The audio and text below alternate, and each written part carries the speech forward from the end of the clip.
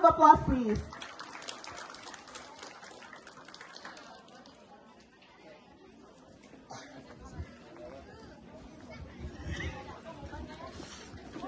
Hello.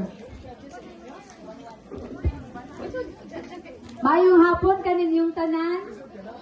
Nabinat sa atong pinaka ma-update na mayor o kinagwapahan. Honorable Mayor Purisa Chato, tagala pag sa Musipang Pakpak. O ni Kapitan Kinaagawang Rande. Oh.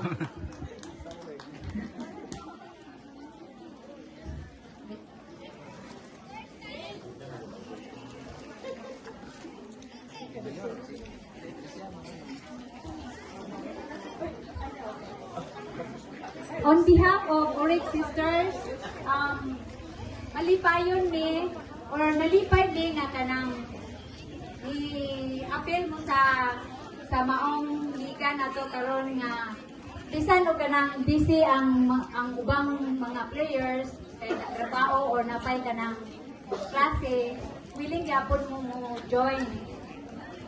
Salamat sa inyong suporta, labi na sa inyong mga team captains, sa miyo sa kapitan nga kanang ni willing na ni support sa inyong team.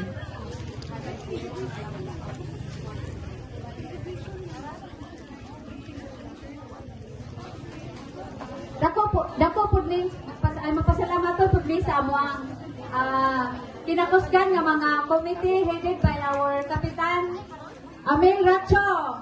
Tagala to sa Musipang Pakpak. Ang mga committee nato nga nadire nga labi kinabisihan ganyang buntag nag-decorate.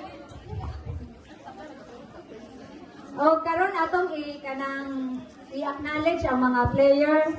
Ladies and gentlemen, esteemed guests and passionate volleyball fans, I am thrilled to stand before you today to announce the official participating teams for this Inter-Barangay Oryx Sisters Volleyball League 2024 for Women's Division.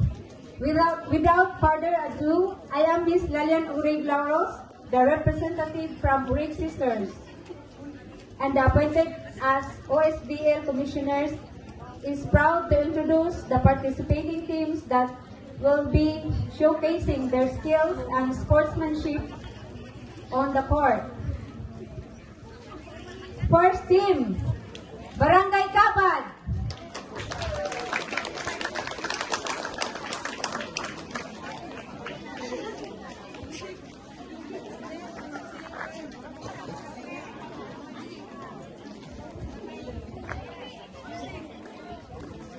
The second team, Barangay Kandasik.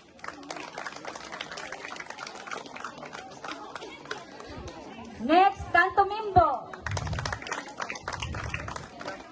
Datag Norte. Del Carmen Este. Del Carmen Sur. Del Carmen Norte. Del Carmen Weste. Aguilanan Grande. Murag nakakaon sa daan taga Aguilanan kay kusog maningit. The last but not the least, Caling City. Adok inat igapayong muwan na rin abista ni Ron. These 10 teams have demonstrated exceptional talent, dedication, and teamwork, and we are confident that they will deliver thrilling matches and unforgettable moments throughout the season 1. I want to extend my congratulations to all the players, coaches, and supporters o sa tanang mga nitambong dire.